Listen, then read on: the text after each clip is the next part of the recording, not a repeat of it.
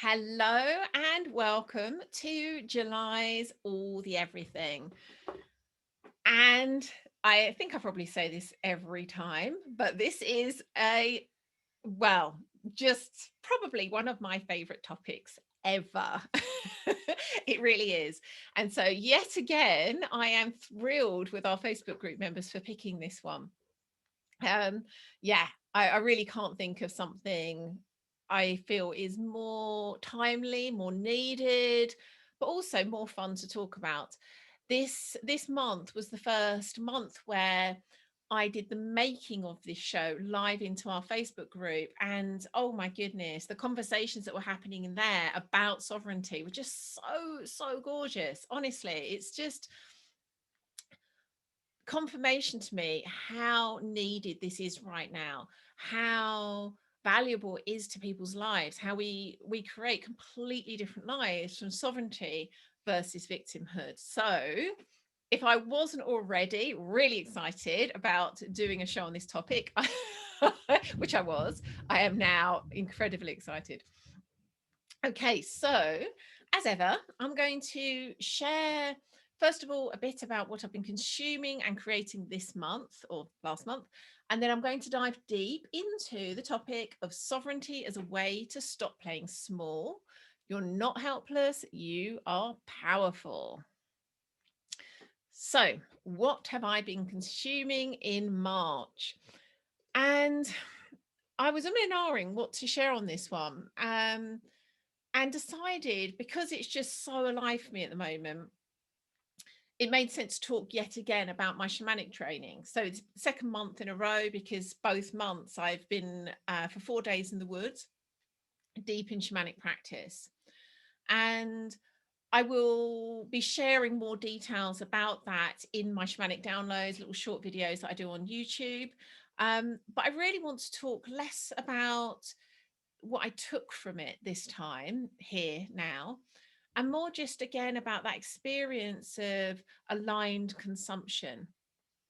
How, when we are choosing into ways of consuming experiences, teachings that are very aligned to us, how they fuel our creation, which is again why I even talk about creation and consumption like this at the start of every show.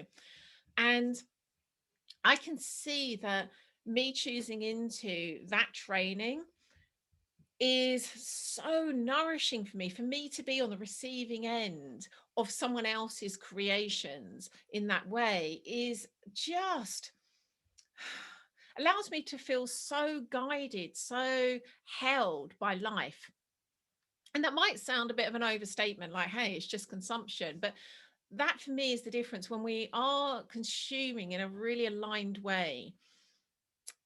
Certainly speaking for myself, but I do believe this is true for all humans. There is this sense that, oh wow, spirit, the universe, God, whatever way you want to word it, really has got my back. This that is happening for me, this experience that's being created and being consumed by me, is is actually a co-creation with life in a way that I could not have kind of sat here logically with my mind and planned out. There is just something so soulful and magical when we get the opportunity to consume things that are in alignment for us. And that was yet again the second set of training that I did. There were so many moments where I just had that sense of like, wow, this almost feels as though I'm living something that's already happened, because it feels so right. It feels so that, like, how could I be anywhere other than right here, right now, in this experience? And I've also noticed, I'm going to talk in a moment about creation, but again, making this real link between the two. When we've been in periods of, again, really deep aligned consumption in that way, it just can't help but fuel further aligned creation. That's very much what I've seen in the last month. My level of creation, both in terms of things that I'm creating and releasing right now, or had been in the last few weeks, or creations that I'm in the workings of that may be released in coming months. It's been off the charts. It's been incredible. I've been busier than ever over the last month, like incredibly busy. And yet my creative life force has just been like nothing else. And yes, some of that is probably down to the very real shifts, the expansions that have been happening because of the training and other work that I'm in. But I also do think it has a direct link to that aligned consumption fueling the creation.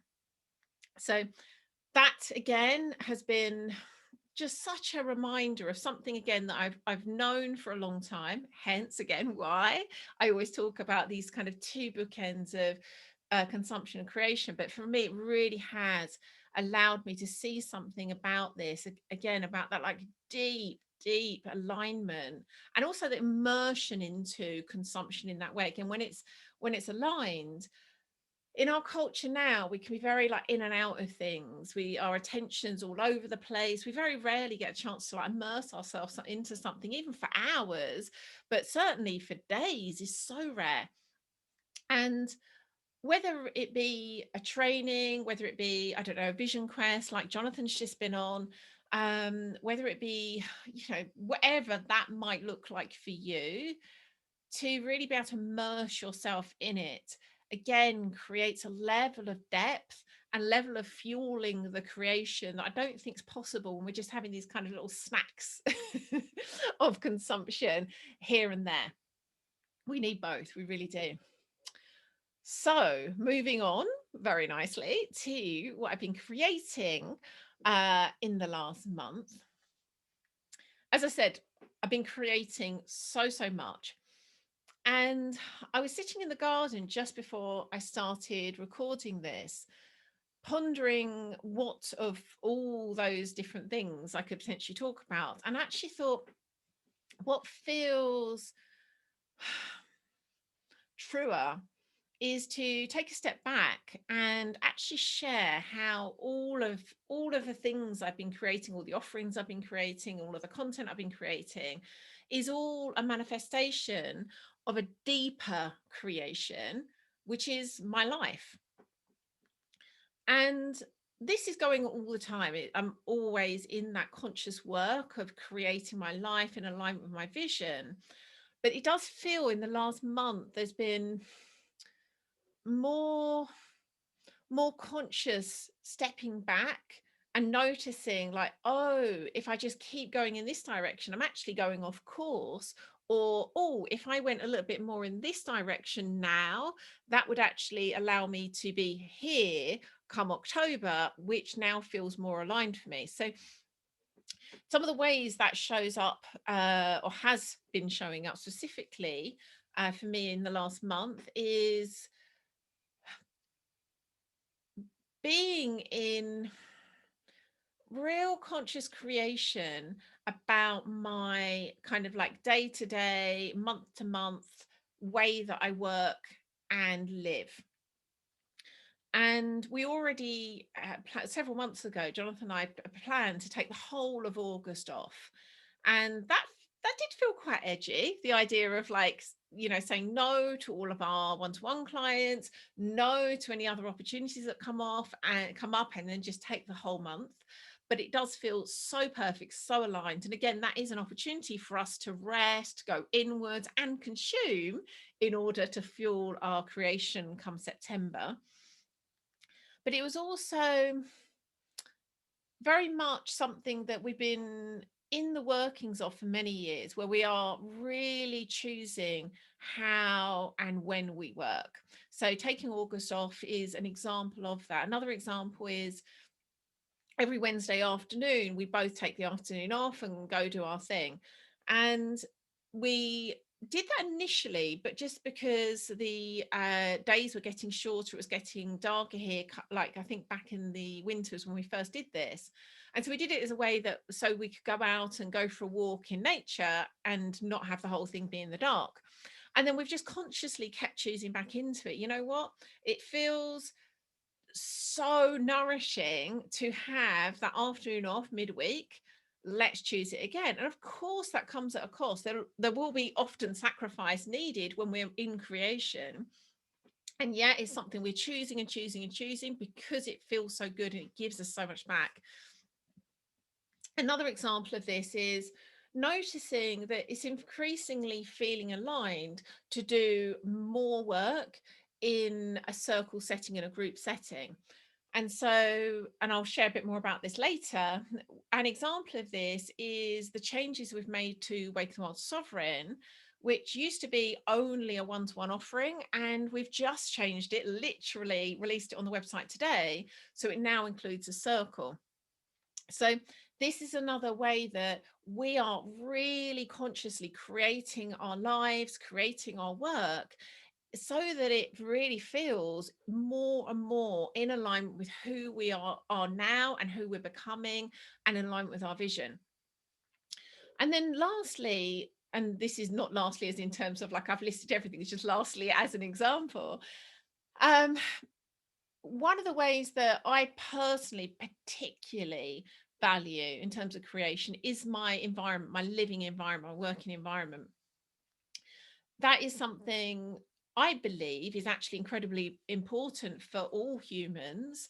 We are constantly taking in our environment, which is going to have a radical impact on our state. In fact, this came up yesterday. I did a podcast with the wonderful Lucy Pearce on being neurodivergent women and the effect that our environment has on us. But it isn't just neurodivergent women, all of us are like that. It just happens those of us with real sensory sensitivities are more affected.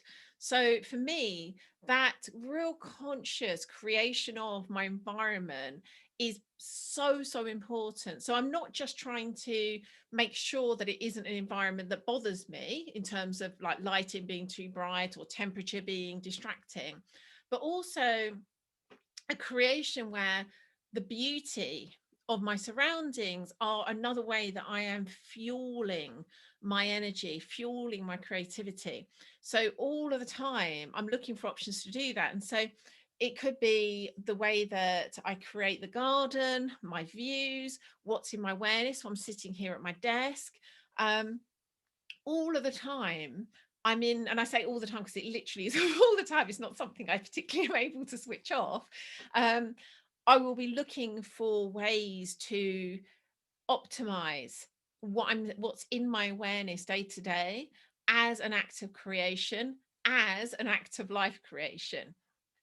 So you're going to have your own ways of doing that, but my invitation to you is to recognize how much of an impact actually your environment does have, and to choose into creating it in alignment with your wider vision. And talk about vision. What we're about to talk about sovereignty is beautifully illuminating of that. I don't know it's possible to have have a vision that's really true to you without having sovereignty, and I'll explain more about that in a minute. But to me, the two things absolutely do come together.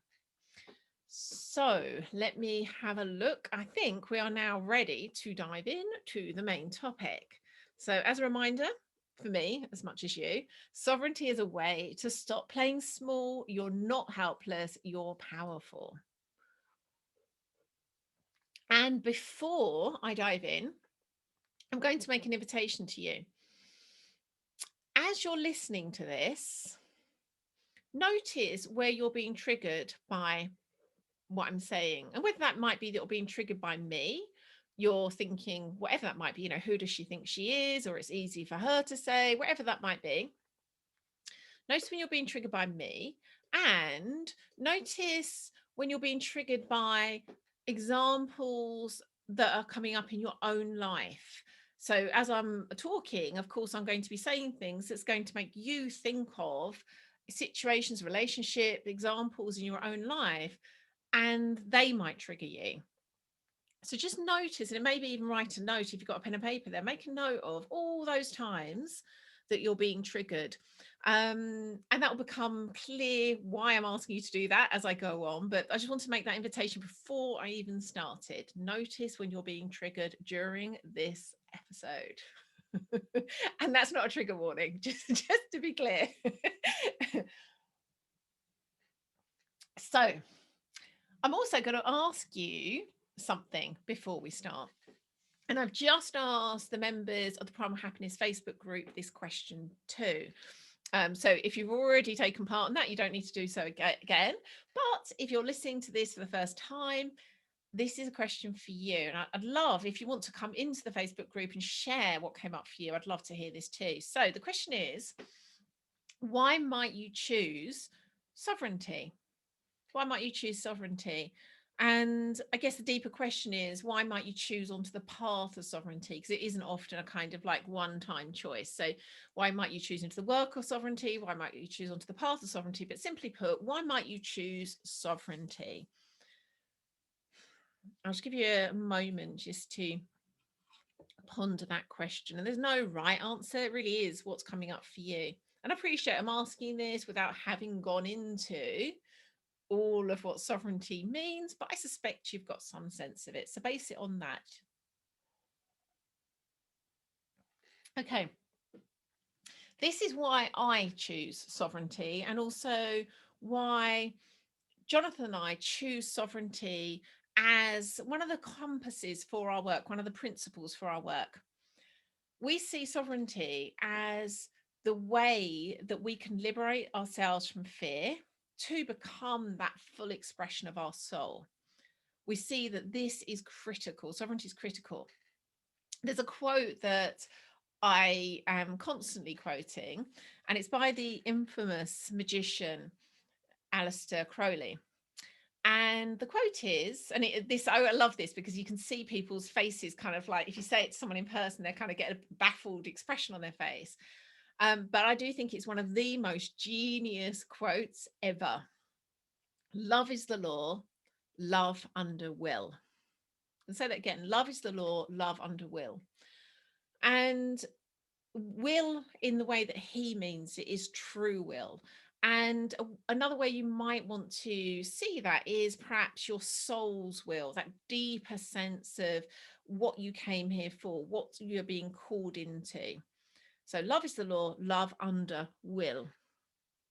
And using that lens, we could say sovereignty is how we become able to live as love, i.e., not from fear, and in alignment with true will, i.e., our soul. So if we see that they're the aspects at play here, love and will, without sovereignty, it's going to be very, very challenging to not be absolutely consumed by shadow, driven by fear. So sovereignty is required to be able to live as love, and sovereignty is required to live in alignment with what our soul's calling us towards, rather than what our culture is dictating to us. So the way that we name it in our work, the other two principles of our work are soul-led and open-hearted, i.e. will and love. And sovereign is the other one, because we see that's critical to be able to live in a soul-led, open-hearted way. So again, you may have your own words for all of that, but I suspect you can see for yourself that in order for us to be this fullest expression of who we came here to be, being soul-led, open-hearted and sovereign does make sense as how that could happen. The next thing I want to share with you before I do that, so backing up a little bit, because I shared about the inquiry, but I just realized before I dive any further, let's actually look at the definition of sovereignty, because there is a slight nuance in the way that Jonathan and I talk about sovereignty that's slightly, it's not a complete difference, but it's a slight emphasis that isn't always the case when people talk about sovereignty. So the dictionary definition of sovereignty tends to focus on two main areas. One is a supreme power or authority, and the other is freedom from external control, so what you could call autonomy. So it's these two aspects. One of them is around power and one of them is around autonomy. So another way to describe that, I guess you could say, it's like a liberated power. That's what we could be talking about when we're talking about sovereignty. And none of these are, just to be clear, none of these are like, oh, there is a right way of talking about it. It's more just trying to get to the heart of, when we talk about sovereignty, seeing it as our power that has been liberated so we can use it in a conscious way, is kind of what we're talking about here. Then this, I guess, nuance or emphasis that Jonathan and I put around sovereignty is also looking at through the lens of the king or queen archetype. We do that partly just because, hey, we're obsessed with archetypes.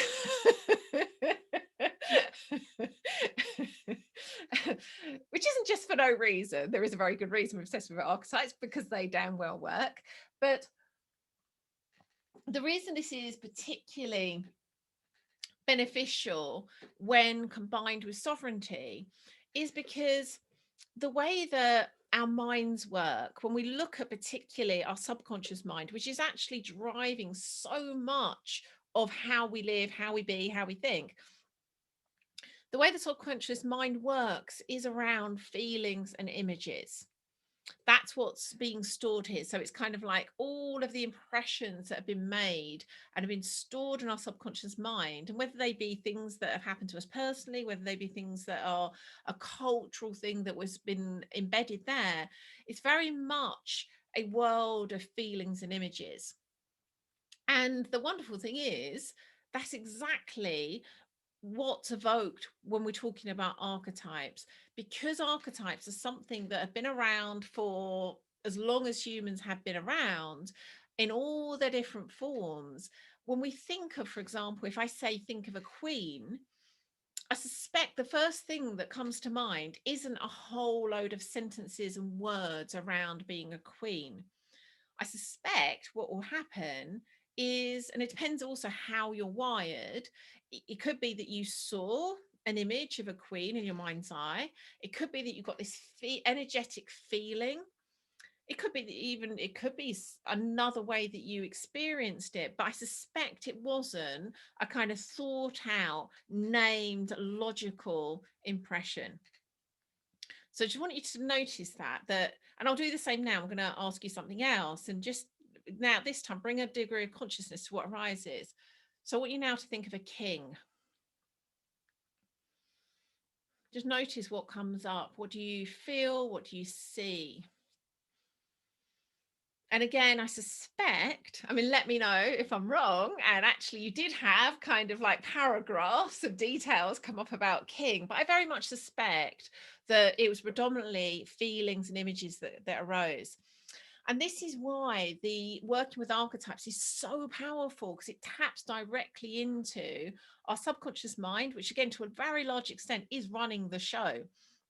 So this is a way that we can use our conscious mind, which is saying, I want to be more sovereign, I want to create this transformation, and we can use this lens of archetypes as a portal into our subconscious mind. So we start to tap into things that are already there and actually bring them out into our conscious awareness, into our bodies, into our expression, into our lives. And so when we're talking about sovereignty, we are very much talking about this idea of being liberated, being in our power, but we often will also use the words of king and queen, because that is a way that we can really feel and experience that liberated power in a way that actually makes sense to us on an embodied level. This isn't just, again, me saying to you, oh, sovereignty means X, Y, and Z. Keep hold of that as a concept. Keep coming back to the concept. The more you're able to link sovereignty with this archetype, whichever one is calling you, whether that's a king or a queen, and the more you're able to actually recognize that's the work, stepping into that queen energetic or king energetic, that immediately creates this recognition, embodied recognition of what that feels like. Can you see the difference? And so, yes, I am someone who loves words, loves ideas, loves knowledge. you know, I'm a very, very mind-based person myself, and yet I know I cannot rely on that to do this deep, deep work for me. And the same will be true for, as far as I'm concerned, all humans, but certainly most of you. So the more you can relate to everything we're talking about sovereignty through this lens of the king or queen archetype, is what's going to allow you to really access it in a way that can create change in your life. Okay, moving on to responsibility and power. And this actually came up in one of the comments from one of the Facebook group members just now, this idea of being responsible. And it's not the sexiest of concepts, is it? The idea of being more responsible. Certainly for me, it's kind of like sounds quite sensible and boring. And yet, the Peter Parker principle, Peter, that's a bit of a tongue twister, Peter Parker principle, as in from Spider-Man, which is with great power comes great responsibility. I often say we can actually reverse that too. The opposite is also true. With great responsibility comes great power. And that's really important to know, because it really does change our relationship to the idea of responsibility. When we can recognize that the more we're responsible, the more powerful we are, it makes the idea a lot more appealing than when we just see it as kind of like, oh, that's being a good girl. If I take more responsibility, then I'm being like sensible and I'm being good. It really isn't about that. This is very much about you being whole and in your full power. And a really, I think, non-negotiable, I don't say important, but it's non-negotiable, it's a critical aspect of that is to actually take full responsibility. And when I say full responsibility, I really do mean full responsibility. And this is an invitation. I'm not in any way saying anyone should do this. I'm saying it's required in order for us to be in our full power, but it's a choice. When I'm talking about full responsibility, I really do mean being responsible for everything that is being created in your life, including the things you say you don't want, which of course is the place that most of us will unconsciously dive straight back into shadow, straight back into being a victim of it. So this really, you know, one of the probably key ways that this work of sovereignty will show up is being responsible in the face of things showing up in our lives that we say that we don't want. Noticing how we're being pulled straight into being a victim to it, and instead choosing to be sovereign. I'm going to talk a bit more about that, but I just want to say that at the outset. That's what we're talking about, really. Being fully responsible, being fully responsible for everything being created in your life. And of course, sometimes that's going to be easier than others. And that is the work. And it, again, is not said in any way, shape, or form as that means you must do it, or, you know, there's something wrong with you if you don't do that. It's a probably one of the most challenging choices that we can make. And yet it's also, as far as I'm concerned, the most rewarding choice we can make. Because again, it is what allows us to be who we came here to be. Okay, let me take a mouthful of water before I dive into the next part. Okay, so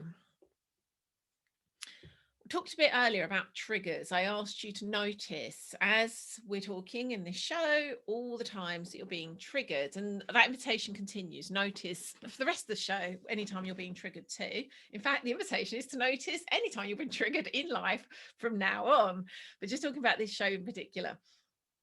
So what will happen for most people, even when they've chosen onto the path of sovereignty, but certainly for most people, if they haven't chosen onto the path of sovereignty, something that will show up in their lives that will trigger an emotional response. And if that emotional response is one that doesn't feel good to their system, let's in quote marks call it a negative response.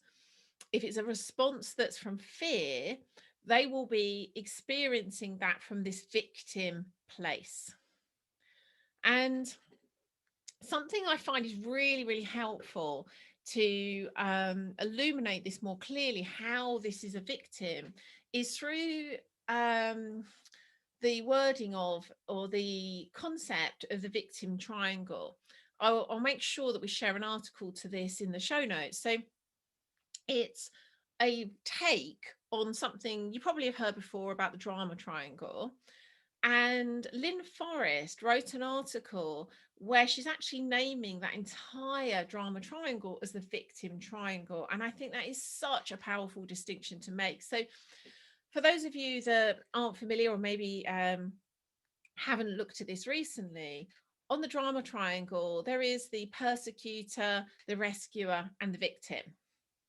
And so typically people sort of cycle between those three. We might have a kind of like place that we typically like to reside, but generally people do move a bit around between those three. Through Lynn Forrest's naming of this, the whole thing is the victim triangle. So there's still a victim point on the triangle, but the point she's making is all parts of that triangle, whether you are in the persecutor, whether you're in the victim, or whether you're the rescuer, all of those are only possible from a victim consciousness. And another way of saying this is from fear. It would only make sense to be in rescuing mode, victim mode, or persecuting mode if you're being motivated by fear. So that can be a really, really helpful way to recognize when you are in shadow, when you are, and I'm not going to go into a big one on shadow right now. I have recorded a show before about finding your golden shadow, and I'll make sure we link to that in the show notes. But for the moment, just to say, I'll probably use the term shadow, fear, and victim fairly interchangeably. So don't worry too much. Like whatever term makes most sense to you, kind of overlay whether I'm saying victim, shadow, or fear with the one that makes sense to you. So the one of the really illuminating ways to notice when we're coming from fear is to notice, am I somewhere on that triangle? Because if I'm on that triangle in this moment, I'm not being sovereign. So that is a really, really helpful way to recognize what's going on. And another thing that can happen is we notice how someone else is trying to make us a point on that triangle. So it might be that someone is acting a victim to us. And it could be they're acting a victim and calling on us to rescue them, or they're acting a victim to us, as in they're saying that we're persecuting them. And that can be an extra challenge to notice when we're being kind of like called into that victim triangle, and then noticing, oh, from sovereignty, I'm not available for that. I can relate to them from sovereignty, and I can look to see the sovereignty in them and relate from there. But what I'm not available for is to kind of dive down into that victim triangle and join them there. So that is a really, really helpful thing to just notice. So anytime you're triggered, just take a moment. And sometimes this isn't possible there and then in the trigger, completely understand that. But when it is possible, just notice where on that victim triangle you are or were residing. The next thing, which is a little bit more complicated, but really is something so worth doing, and this is something that we support our students and clients with, is to start to name how your particular shadows show up. So again, don't get too caught. If the idea of shadow is quite new to you, don't get too worried about whether you understand the detail of this or not. I suspect you'll still resonate what I'm about to say. So we'll have specific ways that when we are in shadow, when we're in fear, we will show up, we will feel, we'll behave, we'll think, we'll speak.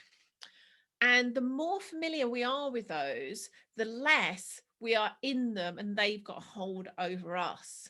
Another way of saying this is the more that we can own our shadows, the less they will own us. So with our work, one of the invitations we'll make to people is actually to name those shadow archetypes, as we call them. So they come up with all sorts of weird and wonderful names. Sometimes they actually have like a human name and then a bit of a descriptor. Sometimes it's just a name. And so some of mine over the years have been um, the White Walker from Game of Thrones fame, um, the adorable brat. So these are my own shadow archetypes. So ways that I show up when I'm in shadow. And you can probably hear just from the names what that might look and feel like. And so with a White Walker, that would be when I was feeling this sense of fear show up that would have me actually want to close and withdraw in some way or another. So I would go icy cold emotionally. I would be kind of very stone faced. Jonathan often used to say he could literally die right in front of me, and I would just look like I would not have cared. And there's probably some truth to that. So being able to articulate those ways, and we probably have lots and lots of ways, so really focusing on those core ways that we show up when we're in shadow. So often I'll say start maybe with 3. It might be 3 to 5, the kind of the ones that are going to be most useful for you, but focus on the ones that are either showing up most frequently or showing up most kind of impactfully, the ones that are having the most impact on your life. It might be that one only shows up once a month, but it absolutely wreaks havoc over your life when it does. So you may want to choose that one. And really invite you to, one, do this when you are feeling as in your heart and as sovereign as possible, so you can really bring love to yourself. You're going to see more the more open you are. If you're shaming yourself and doing it from fear, you're going to see less. So really do this in a kind of like playful and exploratory and loving way. And that's also something I invite you to capture in the naming of it. Like, have a bit of humor in the naming of it. So if it makes you smile, it doesn't matter if it's like, whether it's funny or not to someone else. Like for me, the naming of the White Walker does make me smile.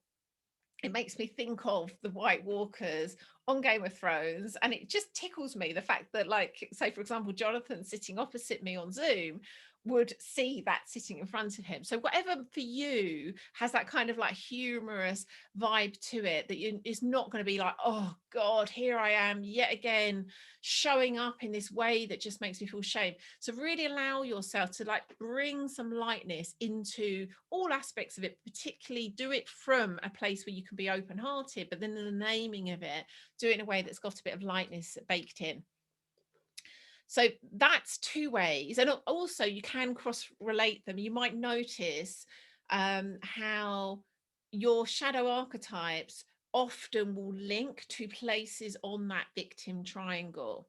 So I'd say primary way of showing up on the victim triangle would be a persecutor. I wouldn't necessarily be persecuting like outwardly, but my mind would be in a persecutory mode. And so for me, that would show up in wanting to control situations of others so that I get my own way, therefore I'm safe. So my shadow archetypes tend to be more linked to that way of me showing up. Whereas yours, if you're someone who typically tends to be more of a rescuer type on the victim triangle, you might notice that your shadow archetypes have more of a flavor of rescuer. So it could just be a helpful way, like whatever's going to allow us to see it is helpful. Once you have that understanding, once you've had that illuminating, it's to recognize when those triggers show up in your body, what's behind it. Because without that, it's going to look really convincing that the thing that's being triggered is justifiable. We're going to think in that moment, this is true. This really is a threat. This really is a matter of urgency. Whereas the more we're in that sovereign illumination of what's really going on, the more likely we're to recognize, like, oh, yeah, I'm not a victim to that. I'm actually responsible for that. And I can see that it's actually a creation, an experience of again, in my instance, it might be an experience being created from White Walker. So just notice that. And just on its own, I mean, obviously there's lots more that we can do in this work of sovereignty, but if you're listening to this show, if you were to just start to do that, that on its own would be so transformative for you. And again, with all of this, bring that sense of love and not lightness to it. The really important part of this is that you are recognizing to be in that work, to notice when you are being triggered and to notice where it's actually coming from. It is itself is an act of sovereignty. And so one of the questions that just came up in the Facebook group was like, what are ways to kind of ground in this practice when walking this path? And it reminded me to say something I'm going to share with you now, which is to celebrate it. Celebrate when you notice that you've been in shadow. That is a sovereign act. To see that you've been in shadow is sovereign. So that is not a time to shame yourself and make yourself wrong for kind of like falling from the wonderful path of sovereignty back into shadow. It's an invitation to celebrate yourself, celebrate your sovereignty. Like, well done. What an amazing thing to notice. Very few people on this planet right now are noticing how they're creating things. The vast majority of people will be triggered and will blame the world for it. So please, please, please celebrate yourself when that's not what's happening. The next thing you can do, and this is definitely going to fall outside of what I'm going to be able to share in this show, but recognizing first in the moment when you are in shadow, but then actively choose into doing the work to integrate it. So this is constantly a way that we as sovereigns will be engaging as life, noticing when things are showing up that we say we don't like, recognizing it is material for our liberation. It is showing up so that we can notice the ways that we are not liberated. If we recognize that anything, any place that we're in shadow is a place that we're trapped in fear. So if things are coming up that are triggering that fear, another way of looking at it, this is the material for our liberation. These are the keys that we are allowing ourselves to see as ways that we can open our locks and free ourselves from that shadow. So noticing that what's showing up is material for our liberation, celebrate how we're noticing that it's our own shadow creating it, and then choosing into all of the ways that we can then work with it. And again, I don't have time to go into depth as to how we can do that, but so many different ways, whether that be formal forms of shadow work that, for example, we offer on the Path of Awaken the Wild, but there's lots of people offering different forms of shadow work. The path of shamanism is actually the kind of oldest form of shadow work, albeit is kind of prior to the naming of shadow work, so it's not called that, but it is actually it is shadow work. So whatever that looks like for you, but consciously choosing into that work of illuminating what's in shadow and then integrating it back into your system is a very real reclamation of your power and liberated power, which goes back to where we started. What sovereignty is a liberation of your power. Okay, I've no idea how I'm doing for time now. I think I ought to start. This has flown by, but I think I must be getting towards the end of the show. So I'm now going to ask you that question I asked you at the beginning again.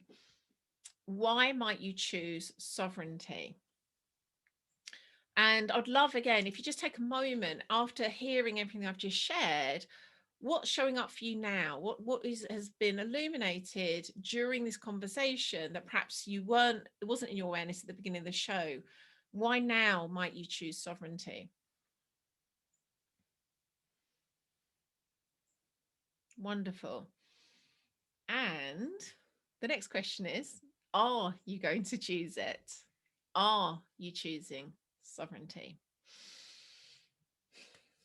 And if the answer to that is yes, or perhaps you have already chosen it, I absolutely acknowledge and celebrate you. My goodness, you really are the medicine the world needs right now. We really do we need people to be choosing to sovereignty. So here are some aligned actions I'm going to suggest for you. And of course, you need to feel into whether these are aligned for you.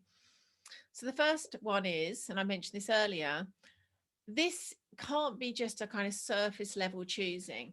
To really be on the path of sovereignty requires devotion. You absolutely will be tested. Material for liberation will pour in. The only way you're going to be able to meet this and move through it is from a deep, deep devotion to sovereignty.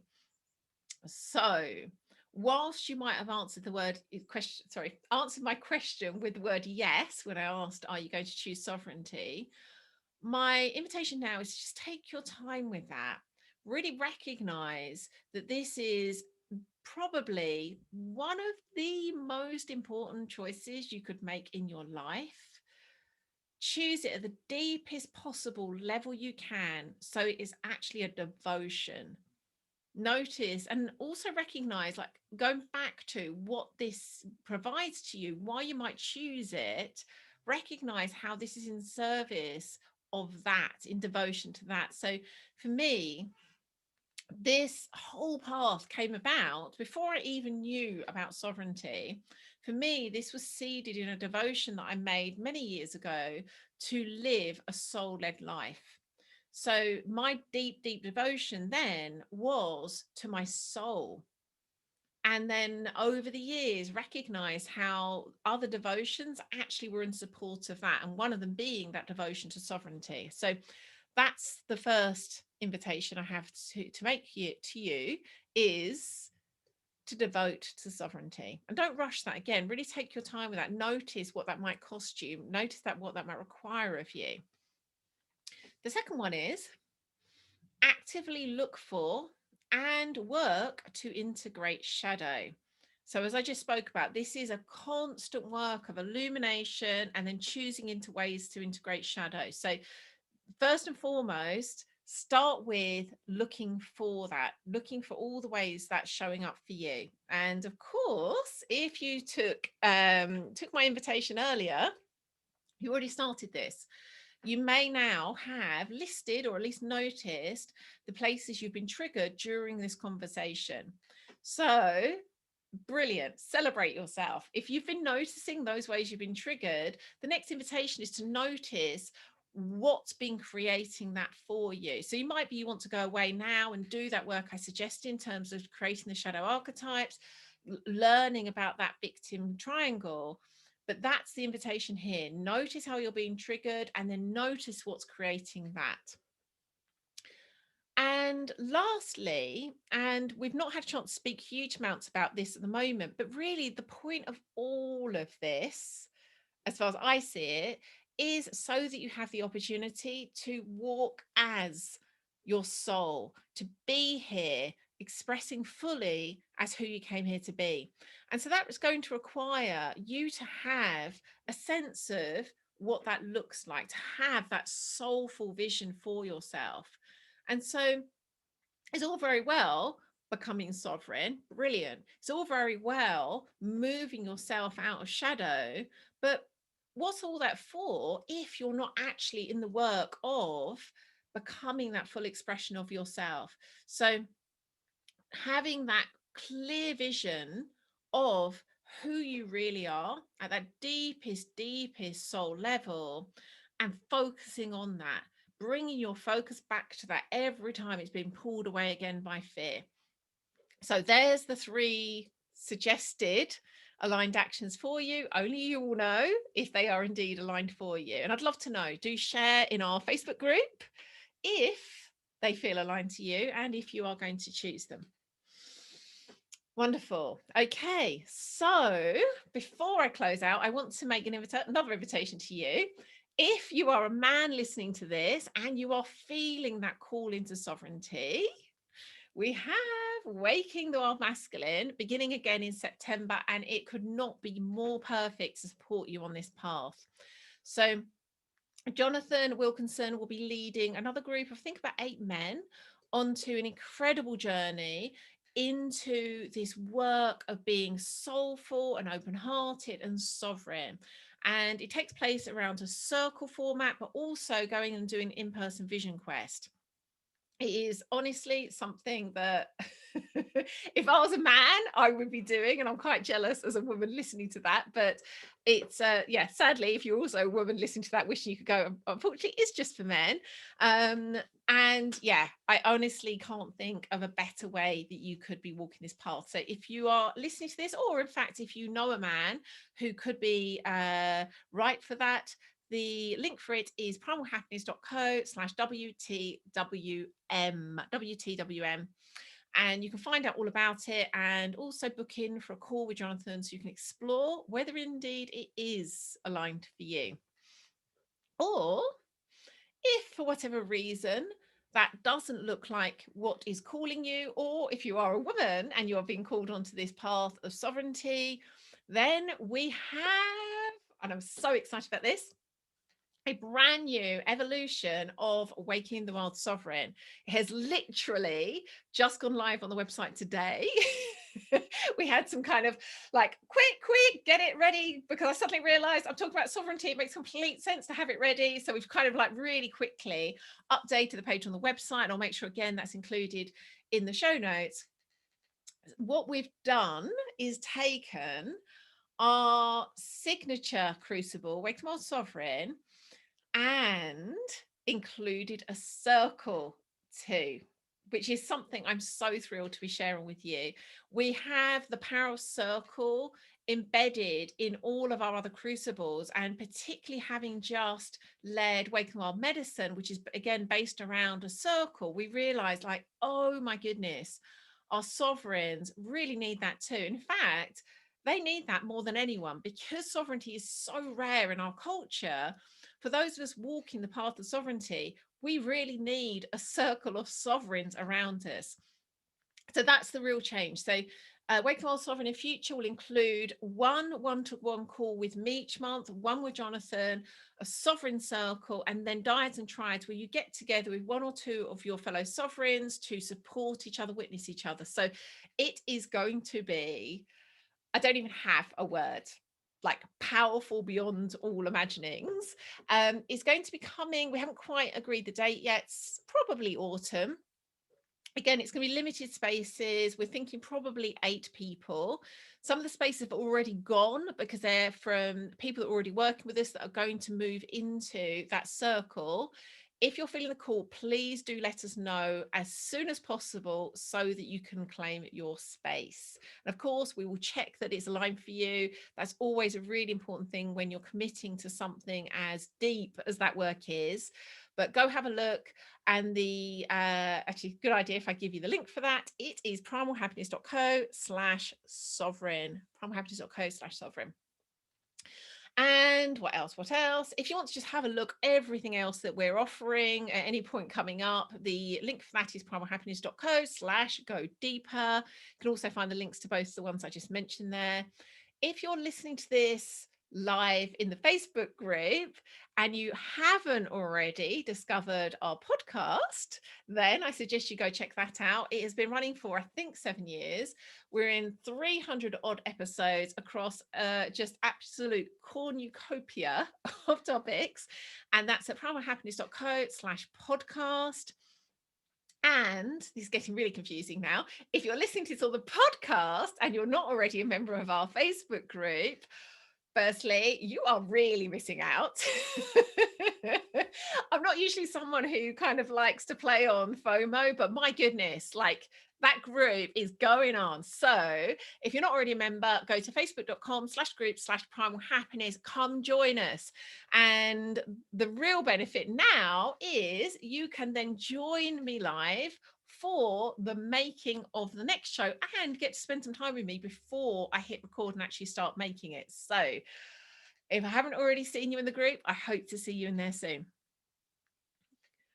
I think that's everything. Thank you so much for joining me, whether you're joining me currently live from the Facebook group. My goodness, I love you so much. Whether you are listening on the podcast or whether you're watching on YouTube, I think that covers it all.